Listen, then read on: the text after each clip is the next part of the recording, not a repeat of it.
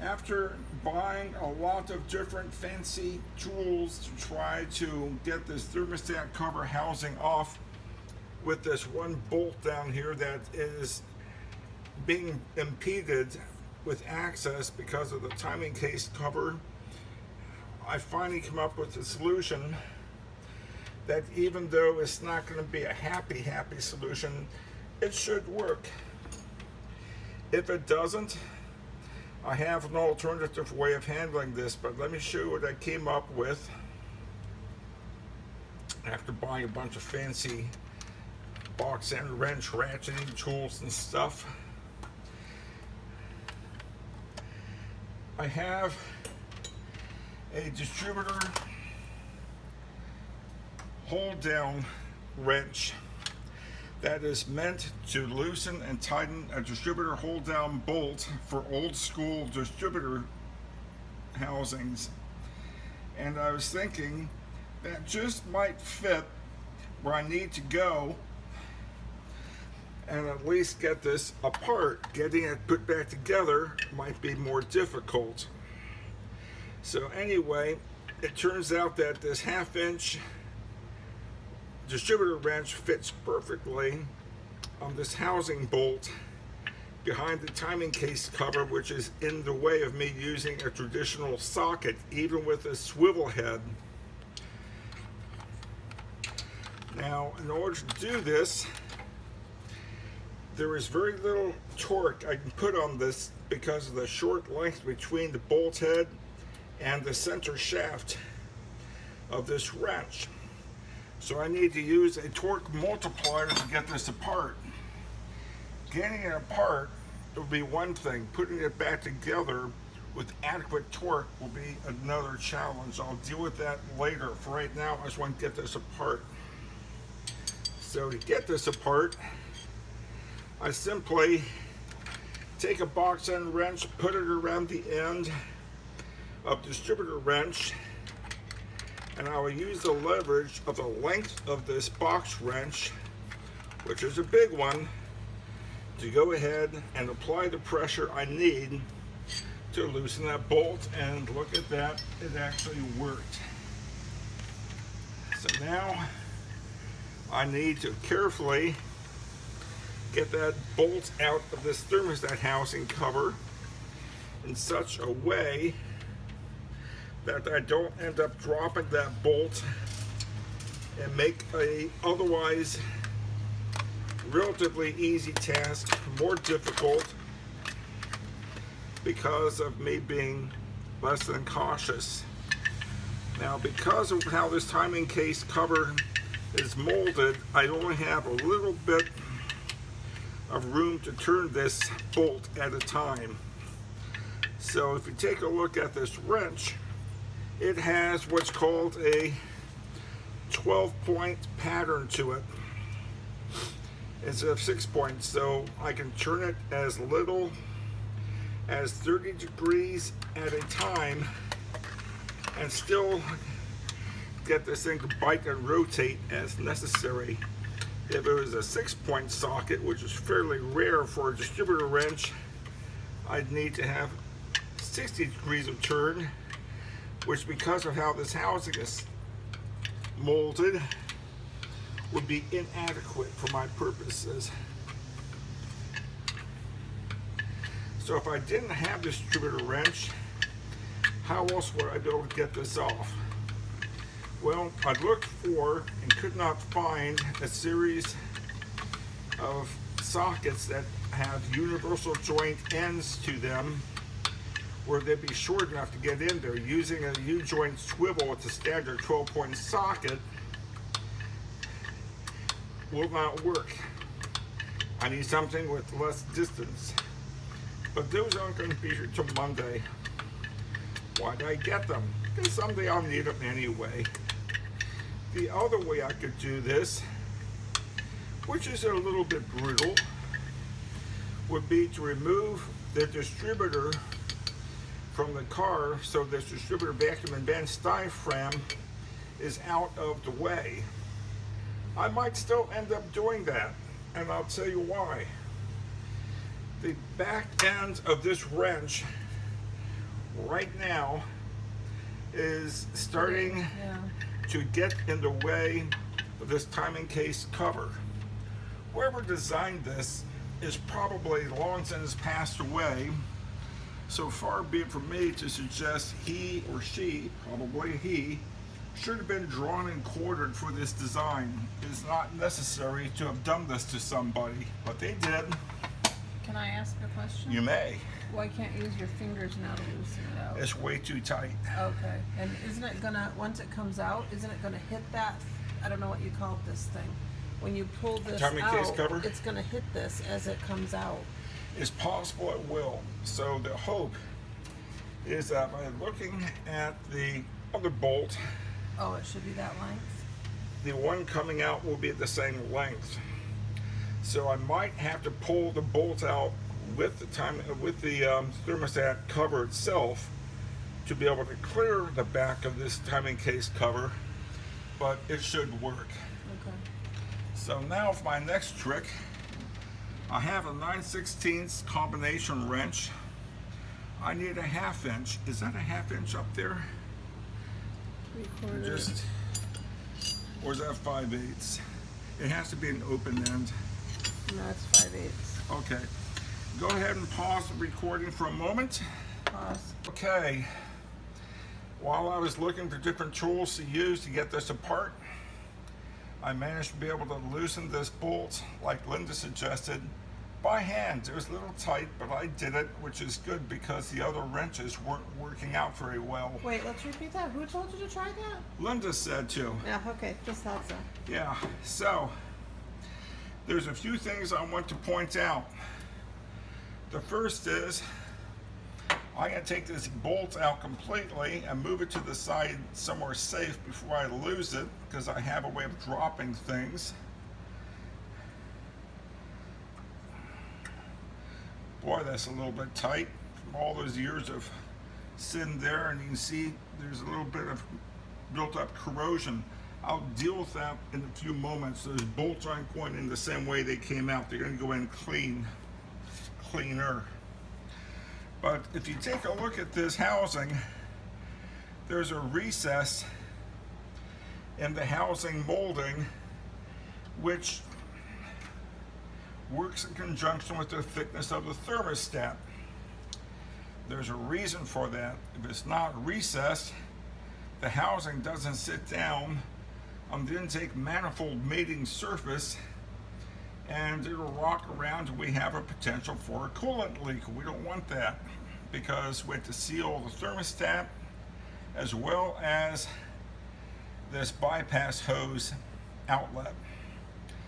They both have to be accommodated. So I'm going to put this housing that's all corroded and cruddy. Maybe Lynda can zoom in a little bit. Pull the light away from it a little bit. And maybe you can see where all this corrosion's built up that would have caused problems with the new hose for the radiator and the bypass to seal properly, and that was very, very hard as compared to get off. Shiny. Yeah, the new one is nice and clean. If I could have cleaned this up, that would have been nice, but it just wasn't possible to get that to happen adequately. Now, the other thing to look at is the thermostat. I'm going to pop that out in a moment after Lynda hands me a screwdriver, either one. Oh, excuse me, a universal pry bar. I had a shop teacher once, he said, you know, I'm supposed to tell you, never use a tool for a purpose it wasn't intended for. Says the screwdriver is the exception. That's used for everything. So I'm going to pry this thing out, or attempt to. It's been here for a lot of years. I'm not worried about hurting it because I'm replacing it. Even though this thermostat has been working properly, it is 47 years old. I'm in the middle of this thing, I might as well go ahead and just do it. So we have a new one, and I'll be replacing this. Speaking of which, This engine was designed to run at 192-degree thermostat settings. I couldn't find a 192, I found a 195, which is adequately fine. There are folks that will put in 180, even 160-degree thermostats thinking the engine will run cooler. Well, in a sense it will. The minimum temperature of the engine will run at 160 or 180 with this cooler thermostats, but if there is a condition causing the engine to overheat, a cooler value thermostat will not fix that problem unless the thermostat itself is a problem. And running an engine cooler than the factory designation will cause the engine to be less efficient and wear faster. So we got a 195-degree thermostat to put in this puppy, and that will do a good job for us. We also got a high quality one. If you do an El Cheapo thermostat, you could end up having some serious problems. Now, let's get some focus on this housing. If you take a look, you see that there is a lot of thermostat gasket material on the back of this housing, but there's some that's missing. The housing gasket material that's missing is missing because it's stuck to the intake manifold. So we're going to go ahead and break out the pneumatic gasket scraper and clean this entire surface here to make sure that the new thermostat housing gasket seals properly. The last thing I want to have happen is to put this all back together, start it up, go for a test drive, only to find myself stranded a few miles away from home, where embarrassingly I'd have to have it towed back in to do the job the second time more correctly. I learned a lot in the Army, but one of the things that stuck with me is a poster that said, why is it you never have time to do the job right the first time, but you always have time to do it again? Good question. I'm going to try to do this as right as possible. Okay, the surface I'm going to be scraping the gasket material off of is on this cast iron stock intake manifold where the cooling system outlet port is for the upper radiator hose. I'm going to use a pneumatic gasket scraper. It works well, making a miserable job a lot easier. I'll have Lynda try to record some of this as I start, but then I'll finish it up off camera because I don't want to bore anybody to death. You'll get the point real quick. So, maybe I can attack it from below. Oops, I can't see the below part.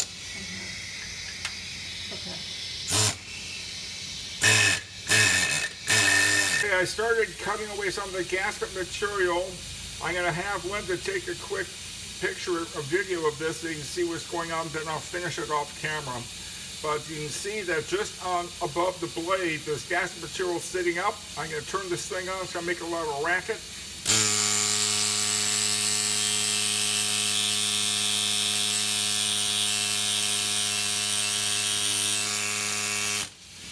As you can see, even with the pneumatic gasket scraper, this is a miserable task. That stuff is 47 years old and hard as a damn rock. So that's what I'll be doing for the next few minutes. See you in the next video clip. Okay, I went ahead and used the pneumatic gasket scraper to get off all the gasket material that I could. There's a little bit of dirt in here still, and a little bit of gasket material left behind. I'm not going to try to get with the scraper.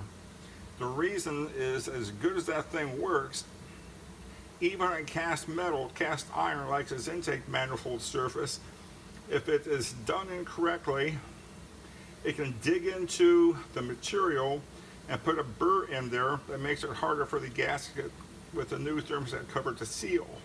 So I have sandpaper. I think it's 100 grit. And I'm going to do for this what Tim did the other day when disassembling the water pump, and that is sand off the mating surfaces, in his case for the new water pump, in my case for the new thermostat housing cover. The other thing I'm going to do is try to clean out any crud that's inside that cooling area. I have an old paper towel underneath there I was going to use to capture any coolant that might spill out. None did, but I'm going to use that to try to get out any grime or anything that fell in there. Okay, we're going to go off camera while I do this, and we'll be back. Okay, I have used some 100 grit sandpaper to clean off the rest of that thermostat housing cover mating surface on the cast iron intake manifold surface. Visually, it looks pretty good. There are some high spots and low spots. That's not abnormal. The gasket and gasket sealer is here to adapt to that. The way I will test these surfaces to see if they're smooth enough to use is with a fingernail or thumbnail. Well, I'll push it across the surface and feel for any snags. If I feel roughness, it's not smooth enough. And I'll go across those areas where it's important to seal. Around this small hole, that's for the bypass hose. If that doesn't seal, we have a leak. Where the thermostat is sitting inside this outlet housing, if there is anything in here that's going to keep the gasket from sealing, it'll be a problem. No snags. Now, I did that for a few reasons. First, again, I want a good seal. I'm going to use a clean paper towel to mop up any residue. I could go ahead and go so far as to get some denatured alcohol and get it pristine, but it really isn't necessary for the gasket seal I'm going to be using, because it's meant to seal, not adhere like a glue. The other reason I cleaned that up so nice was for something that you guys didn't hear on the video, because Lynda had turned off the video recording so we wouldn't bore you. And that was for the accolade that Lynda gave me when she said, "Oh, that looks a whole lot better. I wasn't even done yet." And she saw the improvement.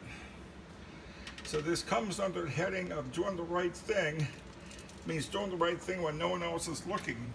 Even if she wasn't here, I would have wanted that cleaned off, because I don't want this coming back causing me a problem. And it still might. So, before I start assembling, I don't know if Lynda can get a close-up of that pull the light bolt away from it a little. with all those threads or all like gunk in there. That's old residue, maybe from electrolysis, maybe the old gasket sealer, I don't know. Whatever it is, I want it gone from both bolts. The reason I want it gone is when we have crud like that on a bolt, it causes friction when you tighten it up. So what we think is appropriate torque to tighten a bolt down is really running up against friction, interfering with the ability to properly torque a bolt. So the way that I deal with that, if I can, is to use a tap and die set and run these bolts down a die, and I go ahead and I cut off all the crap. The other way would be simply go to Home Depot and get a new bolt, but you need to make sure it has the correct hardness. I think SAE 5 is what we normally see, with 3 little marks at the top. Going grade 8 is not bad, but you don't want standard grade, because those bolts are soft, they stretch, and they will fail. In this case here, if the bolt stretches while the car's in service with heating and cooling of the engine, you end up with a water leak eventually. And you wonder how that happened. Cheap bolts. That's especially important for suspension and brake parts. I know of a dealership years ago where someone in the parts department ordered a bunch of inexpensive bolts for technicians to use. They were being used for suspension repairs, and they were low-grade bolts. A bolt sheared off and someone got killed because of the suspension failure due to cheap bolts. Not everybody is aware of different grades of bolts. I'm not going to go into details, but get high-grade bolts, whatever you're going to be doing for anything automotive. You don't have to get stuff made for NASA, but you want to get stuff that is appropriate for the job at hand. Now, this die is going to take a little bit of work. There's a technique involved that is appropriate for any kind of tap and die work you might do. I'll set the die inside the die handle. I'll get a 1/2-inch wrench, and I'll tell you what not to do first, then I'll show you how to do it. You don't just take a bolt or run it down a die from top to bottom. If you do that, you start dragging some of the cutaway material, or in this case the foreign material that's embedded in the threads, drag it along, and you end up stripping the bolt because it starts dragging good metal with bad. So what I do is I go about quarter turn, back it off, go another quarter. Backing it off lets me cut away all the crap that is being taken off by the die that otherwise is peeling away. Hard to explain, but if you start doing this type of technique, you'll feel when you back off the material being chased off of the threads cut away and break off. I have a question for you. Where does it go? Right here. Right, but how did it get out if you've got it going into something? Okay, you see these little holes on the side? Ah, I didn't see those. Okay. That's for debris. I got you. Okay. So, you know, as we go along here, it just falls into those little side holes, and in this case drops to the ground, some of which is going to wind up on the front bumper of this Mustang. That's okay. We're going to take it for a car wash after we have a nice test drive, assuming I get it to work properly. I don't have to chase these threads all the way to the bottom because this bolt isn't going in full length. I only need about 3/8 of an inch depth, which I've got. So now I'll back it out and we'll see how good it looks compared to the other bolt.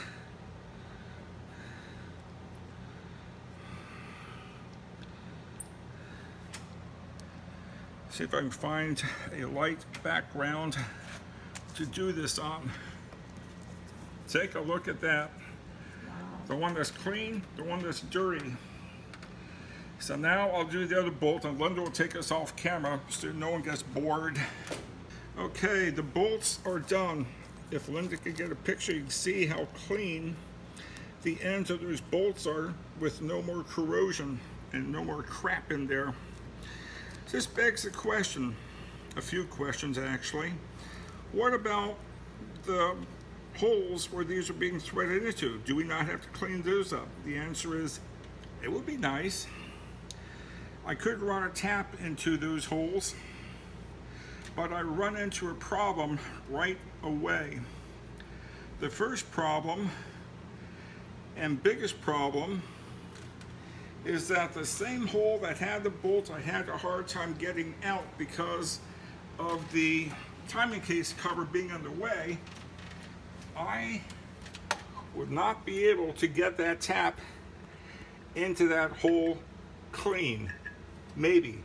I'm gonna try. If I can, then yes, I'll tap those out just to get them clean also.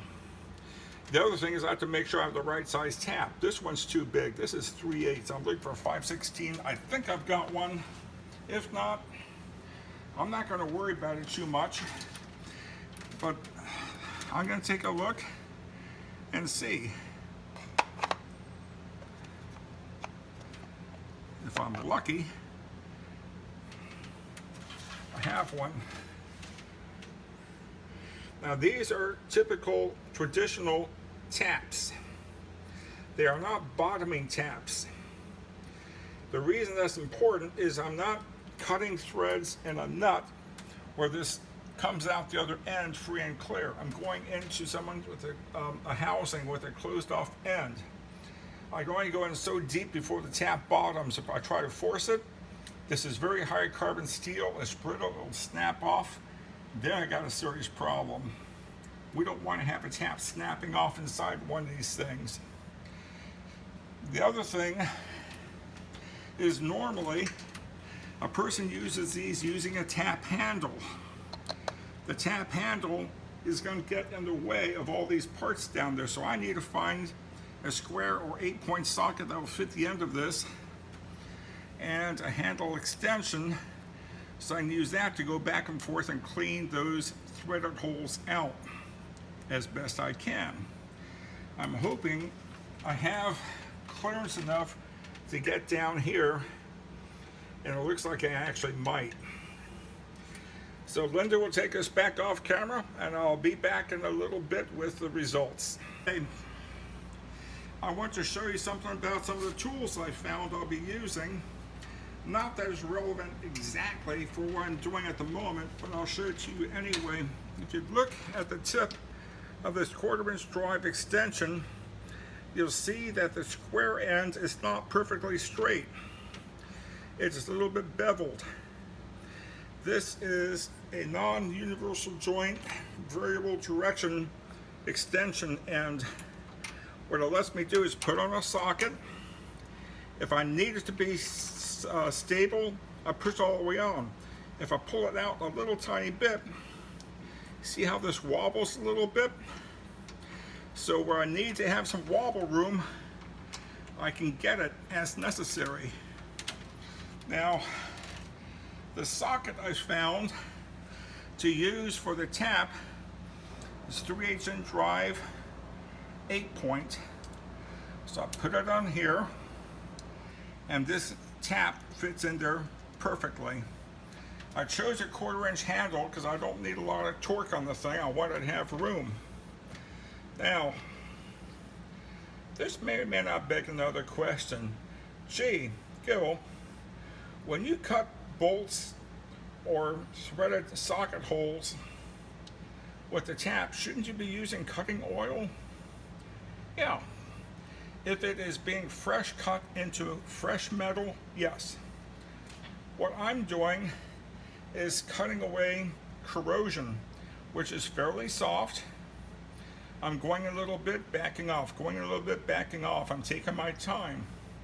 So I could have used cutting oil. I decided not to. Not out of laziness, just it wasn't necessary. I'm going to do the top hole first because I know I can get the tap in there. I said I know I can get the tap in there.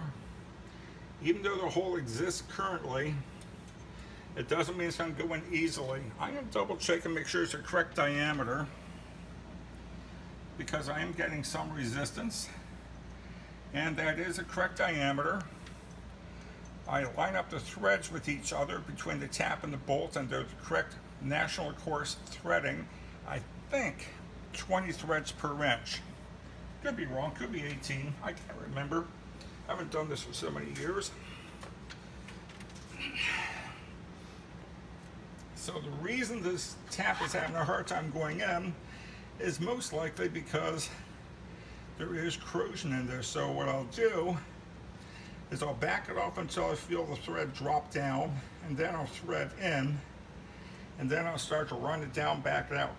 I don't want to cut a cross-cut thread in here. That would weaken the threading, and I could end up having to replace a whole intake manifold. Of course, if I do that, I'll put a high-performance manifold in, which would be kind of a waste with the 302 two-barrel engine, but it'd be kind of fun. Okay, it's starting to cut away the corrosion, so I'm good. The further in it goes, the better the bite, the deeper the bite, the more corrosion comes out. But I don't have to go in but maybe 3/16 to 5/16 of an inch, because it's only the tip of the bolt that actually bites in here. I'm not going to ever run this down to the bottom, because like I mentioned earlier, that will cause a highly hardened, very brittle tap to snap off. Nobody wants to have to drill out a high carbon piece of steel and heating coil it. It can be done. Better to not end up needing to. So Lynda observed that I was able to tap out this top hole to get it nice and clean. A bunch of the crud that got cut away fell out as I took the tap out. I unscrewed it, but this lower hole, we would not be able to come at the correct straight angle to cut thread. So what I did is I took one of the clean bolts, ran it down just to chase away any corrosion still in there, and the bolt came out a lot more freely than it went in. So we've done as good as we can do without removing this timing case cover, which would be silly to do. It really isn't necessary for this job. So next, I'm going to repair the gasket for adhesion with the thermostat being positioned correctly, and we'll have a separate video for that. So we are going to cut. Before I start putting things together, I want to point out we're not done with the bolts yet or the threaded holes they go into. It is always a good idea, in case you happen to be the next one to pull this apart someday, to properly lubricate these threads before running them down, tightening them up. That's done for a few reasons. First, as I mentioned before about why I clean the threads to begin with, it reduces the friction, which would give a false feeling of how tight or how torqued these bolts are. Second, not these two bolts for the thermostat housing cover, but for some of the bolts where the water pump is going to be attached using, those bolts actually thread into the cooling jacket of the engine. So there is coolant being exposed to those threads under pressure, 14, 15, 16 pounds pressure.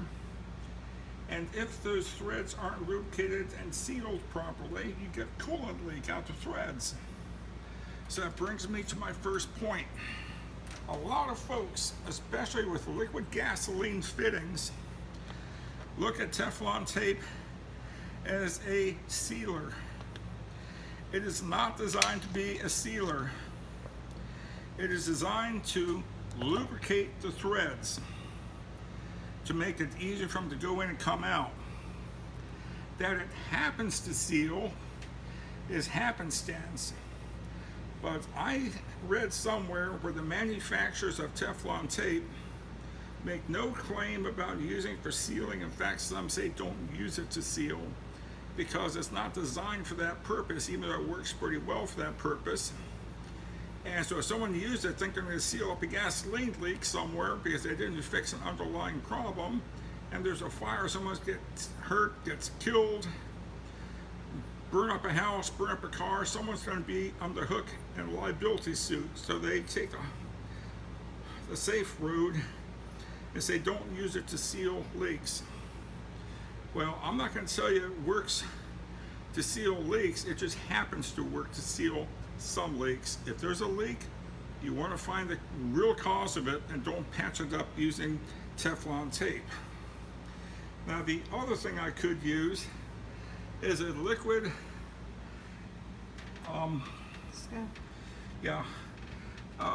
liquid lubricant, anti-seize. If I was going into aluminum instead of cast iron, that would be my choice. But I'm not, so I'm going to use Teflon, and there's a way to apply this stuff. First of all, it doesn't take a lot there's no need to wrap a bolt threading 2 or 3 times to get it to work.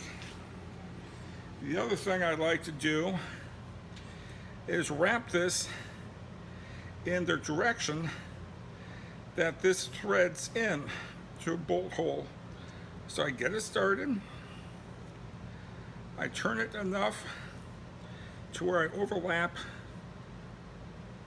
one time, maybe another half turn, getting down near the beginning of the bolt, and snap it off.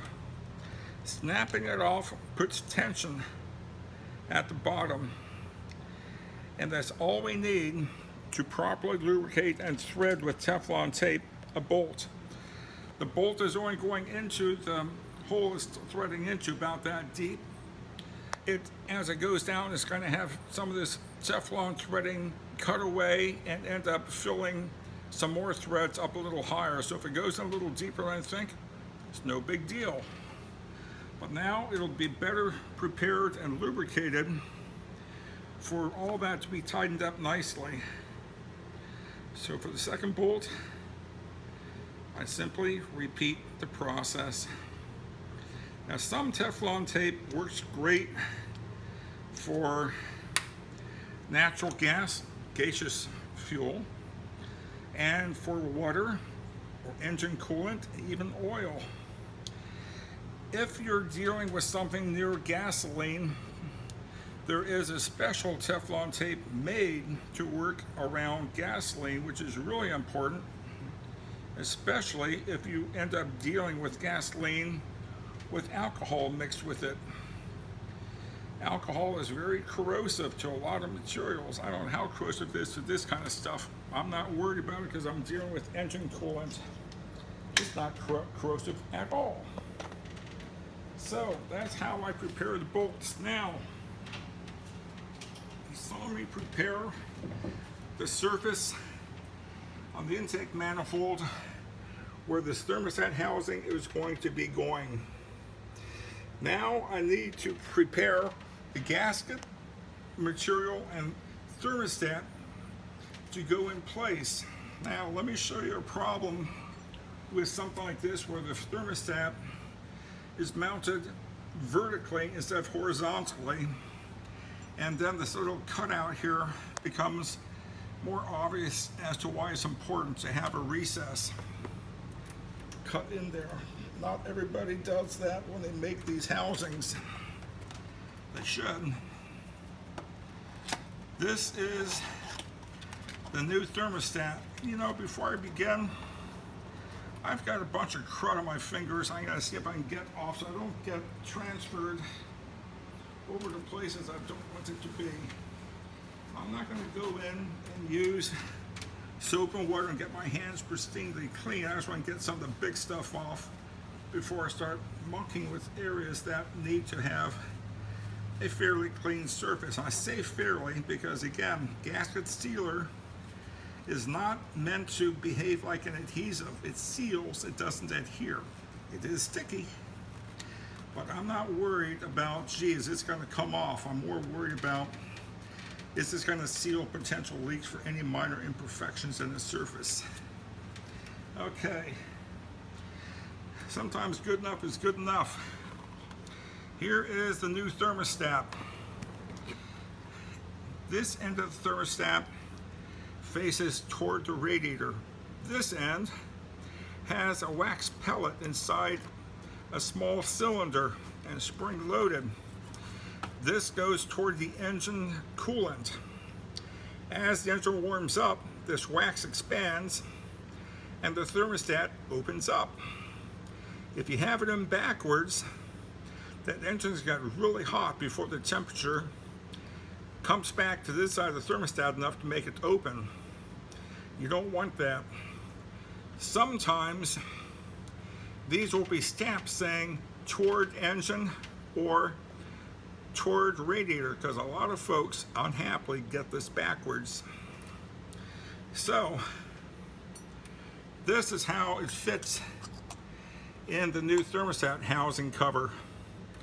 And notice that with this recess cut, it fits perfectly for the thickness of the thermostat shell itself. A little bit of room there. That's good. Well, when I do this gasket preparation, I'm going to want to have the gasket be tacky enough to sit on top of this with the thermostat in place. That way the thermostat doesn't fall out when I put this up vertically and in place and tighten it down. The reason that's important is, well, first of all, it is important because these, if they aren't done right, when the housing goes in place, the thermostat can jump out and cock just a little bit. You won't be able to tell by looking at it. And you end up tightening this thing down, and this thing's cocked out a little bit, and guess who's got a coolant leak when you start the engine? Oh, yeah, we'll show that.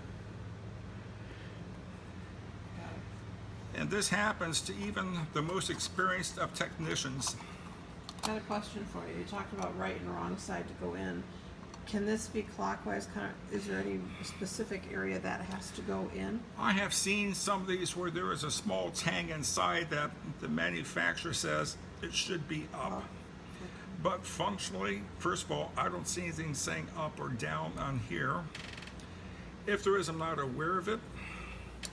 And I've seen this go all kinds of different ways. The important thing is make sure that the wax pellet housing is toward the engine and the gasket is adhered well enough to this without being an adhesive. So when I put this in place, this doesn't fall out of position and cause the thermostat to cock, allowing a coolant leak. Believe me, once this is all put back together, nobody wants to have to do this a second time. Take it apart, new gasket, goop it back up, put it back together, do it right the second time. Now, we'll do it right the first time.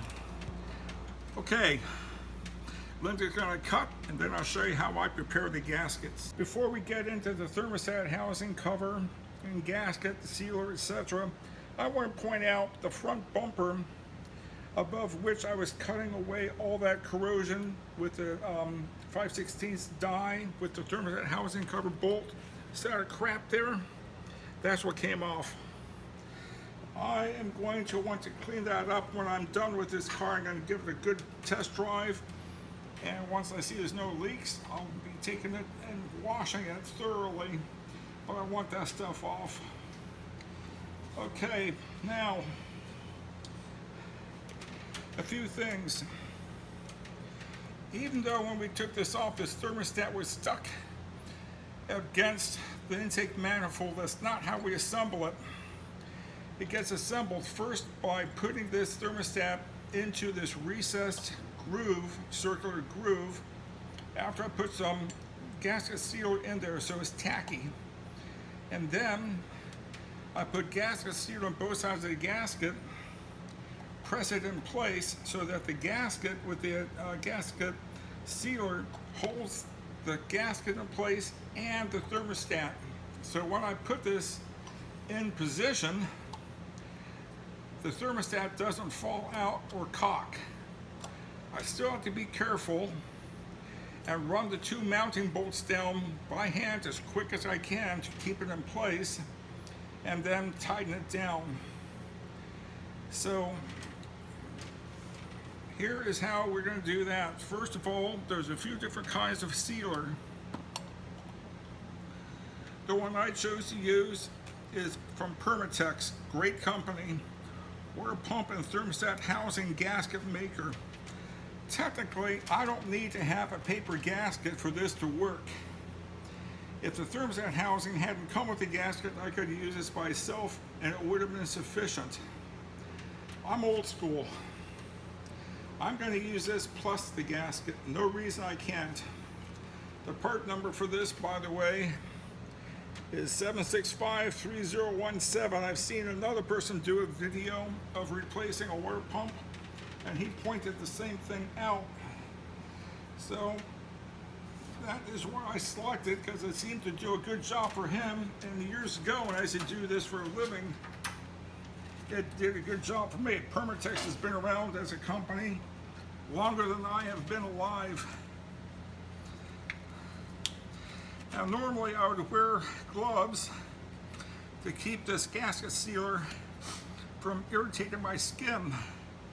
You notice the glove is all shredded up. It's supposed to be a large glove. It didn't fit my hand, so I simply tore away so I could get the surfaces, my thumb and forefinger covered. That's good enough. So it looks sloppy, but it'll work. We'll be back as I start to prepare the gasket and the thermostat mounting in the cover. Okay, I got the gasket maker, gasket sealer out of this package. The top of this is covered with a soft metal so it doesn't get contaminated during storage and shipment, but the top of this cap has a little pointy nub on there, and so the idea is you push it in here and break that seal, and so now all the goodies in there can be squeezed out slowly. I'm not going to do that yet because there's something else I want to do first. I've already checked the surface on the intake manifold to make sure it's clean. The thermostat housing surface is clean. Thermostat housing shell is clean. What could possibly be wrong? Nothing really wrong, just something to be made better, and I'll show you in a moment. This gasket for the thermostat housing came with the housing. It came in a box that was a little bit tight, and if you take a look, it's slightly bent. And the way that it's bent, if I put this in place, is bent in a way that if I put the sealer on, this won't stick down properly. I want to try to flatten this gasket out so that it fits more properly. One less thing to worry about as I'm assembling this stuff. I want the gasket as flat as possible so that the sealer does the best job possible. How do I do it? Very slight bends. It doesn't take much. And now that's a lot flatter than it had been. So for my first trick, I'm going to put some of this sealer around the inside of this square cut seal where the thermostat is going to sit. So when I put the thermostat in here, it will help hold it in place. Again, it's not an adhesive, it's a sealer. It just happens to work pretty well for my purposes to adhere enough, tacky enough, where between that and the gasket with sealer will hold the thermostat in place, hopefully well enough so I put this in place and tighten it down, this won't fall out and cock. For anyone who might be curious if it's happened to me, yes. My son saw me do that a few summers ago with our 73 Mach 1 with the 351 engine. I told him what could probably happen, and that it happens no matter how much experience a person has. And I guess I just had to do something to prove my point, to show him that was correct. That's what it was. I did it on purpose. No, I didn't. The leak was embarrassing. I said, see what I'm talking about? Okay. There's the sealer material coming out. It doesn't take much, a very small bead. In fact, getting too much in here can actually cause problems.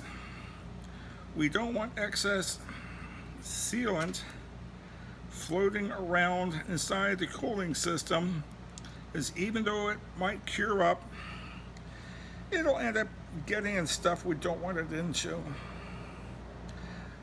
We have a nice new aluminum 3-row radiator going in here. I want those cooling tubes to not be contaminated needlessly. Now, I'm just being a little bit more pristine than usual because I have an audience potentially watching this. I hope someone's watching it after we're done with all this. And I don't want this to look too ugly. But it doesn't have to be pristine. Look at that. Let's start getting ugly.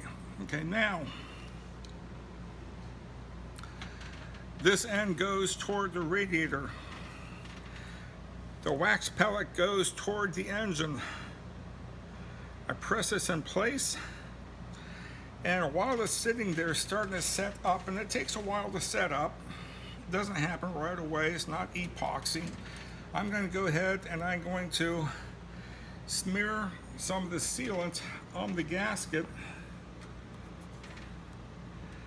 on the thermostat housing side first. It doesn't take a lot. I go around the bolt holes.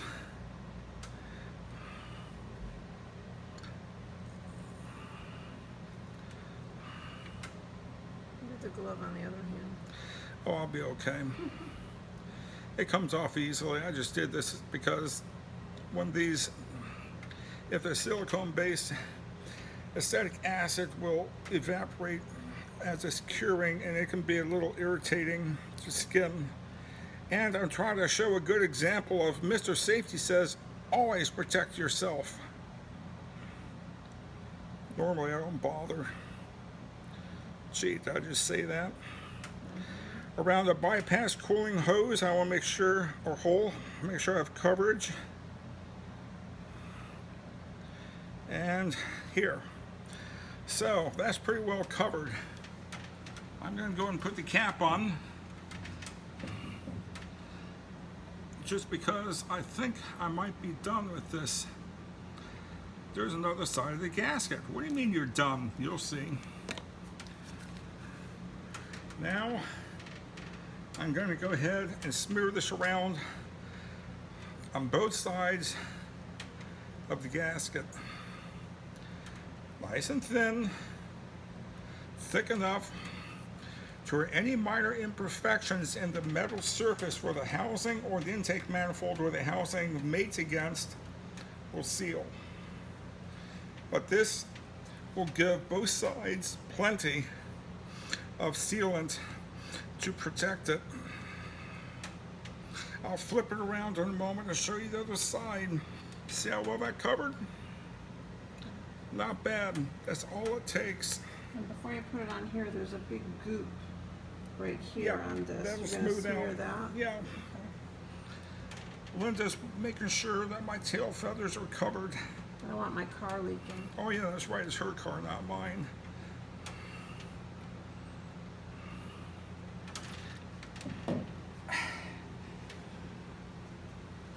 Okay.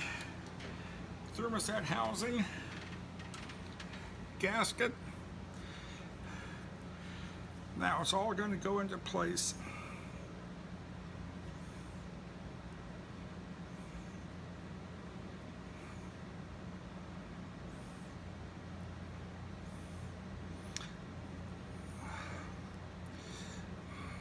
I'm going to press down on this, hoping to get some of that sealant to be tacky enough to not adhere. Like I said, it's not an adhesive, but to hold it in place so that as I go vertical and put this up against the intake manifold outlet and get ready to tighten it down, I won't have problems.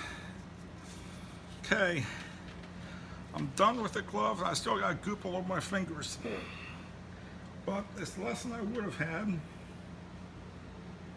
I not had the glove on. This isn't me trying to be dainty. Well, maybe it is. It's just me trying not to make a mess needlessly. That's done. Now, I carefully put these bolts into place. See how little the bolt actually comes through? Now, try to do this in a way where I'm using my finger to hold that bolt in position.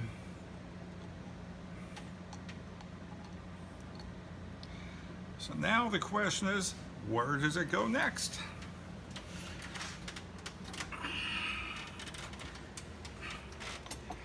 I'm using these bolts to help hold the gasket in position, which is going to help hold the thermostat in position. And the idea is to try not to do anything to jar that thermostat and make it move from where it's supposed to be. Feels like it did what I wanted. So I'll start tightening down the one bolt a little bit. This is a bad time for muscle cramp, but I'm getting one in the left of my chest. I'm not used to this. I haven't done this kind of work for over 35 years, and I miss it. It was fun back then. You did the mock. Well, that's different. I haven't done this kind of work for a living for over 30 years. Can I hold it? Actually, if you could find the 1/2-inch socket, you run this down. It's just below your left hand. Nope, that's not the wrench socket. There you go. I need you to, can you put that over this bolt head here and turn it to the right? Not with your hand in there.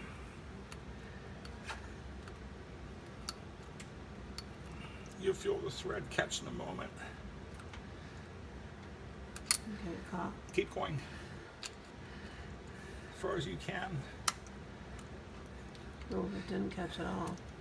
Right, it started to catch, but it loosened. To run the top bolt down finger tight with the socket. It's holding the housing in place with the thermostat feeling like it's still in there. It looks like it made it up fine. Now the difficult part for me is to run down that bottom bolt with that timing case cover in the way using an open-end wrench. This is going to be slow and boring, so I'm going to have them to take us back offline. I'll run it down there, tighten them up. We'll be back. Ask me, how you gonna tighten that bottom bolt because the open-end wrench wasn't working? Oh yeah, that's right. I was using the distributor wrench. It fit fine. I had the bolt run down, but it's not torqued down yet. The problem trying to torque this down is that the length from the center of where the bolt head is to the end of this shaft here is very short. It might be 1.5 inches, 1 3/4. These are supposed to be tightened to, I think it's 18 foot-pounds of torque. So if that was a 1 foot long shaft, I'd have to apply about 18 pounds of pressure, torsional stress, to that bolt to have it tightened down. Since it's only 1.5 inches long, I have to put a lot more than 18 pounds on it. Be closer to, let's see, 1.5 goes into 12, 8 times approximately? Yeah. So 8 times 18, 144 pounds of torque equivalent from here, but that's not where I'm tightening from. I'm going to tighten from here. But I can't put the kind of pressure on there I need to by hand, so I'm going to cheat. It's an old mechanics trick, an old technician trick. It goes back to the early days of hand tools. I'll show you in a moment as I tighten this down, top and bottom.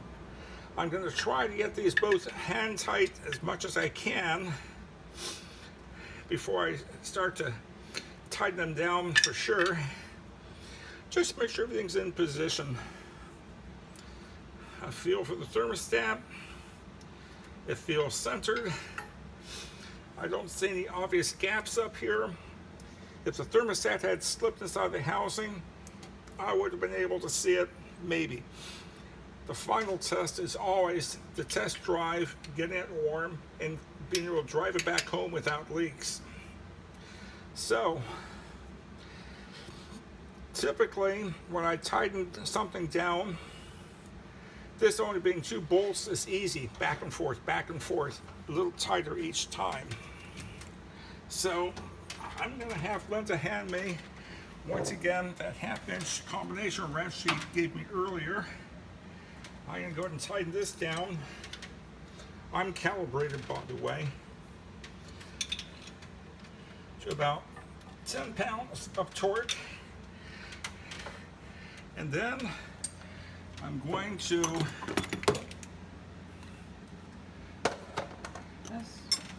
take a large box wrench and use this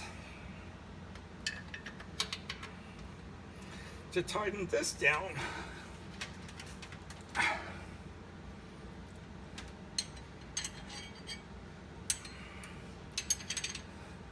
So I'm using leverage to get torque on that more than I would be able to otherwise. I learned this from an old timer a long time ago. He saw me struggling trying to take something off in a tight area. Here's a box wrench. What do you mean? Won't fit. Here's what he meant. Put it around the handle, twist.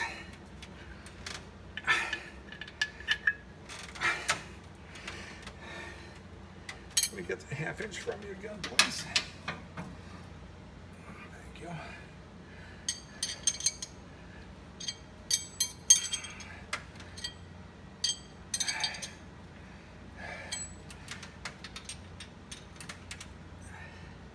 I used to have a torque wrench. For anybody wondering about using one, these aren't as critical as assembling an engine or transmission.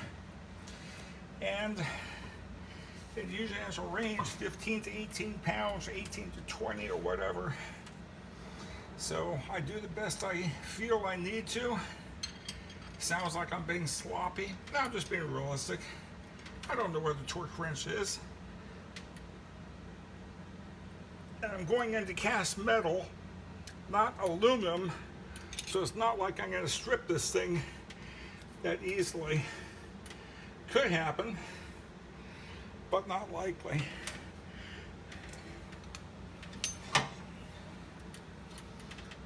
Now some folks, when you use a silicone-based sealant like this, will tighten it partially, let it set for a day, and complete the tightening so that the slightly cured sealant will cure up a little bit and work into nooks and crannies a bit more.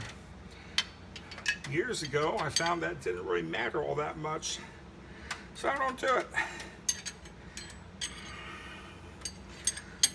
I just crank it down, I'll let it set for as long as I think is necessary to do the job.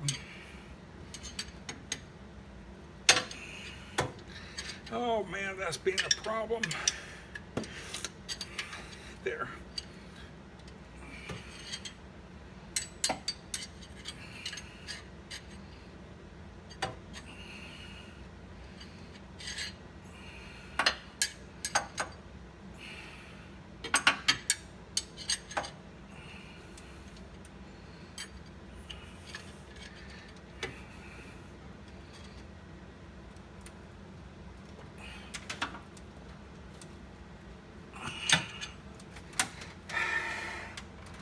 That feels like it would be tight enough, but because of the short throw near the head, 1.5 inches, no matter how much I'm catching on the handle side of this, I want to make sure it's nice and snug, so I'm going to tighten it up a little bit more.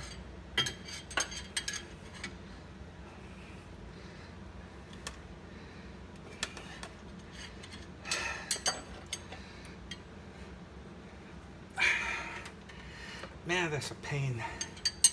Okay, I'll come in like this. Make sure it's on solid. I just jumped a tooth. It's me. Okay. I'm expecting that'll be tight enough. So, thermostat housing cover is in place. Okay, boys and girls, I used to have a lot more stamina back in the old days. For those folks that know, they'll be hearing this again. 5.5 years ago, I had a brain tumor cut out of my head, and I'm not as capable of going long times working on stuff like this as I used to. I do what I can. I'm going to go and clean up, sit back and relax, and wrap this up tomorrow. That'll give this sealer time to set. There you go. That's what's going on. Okay.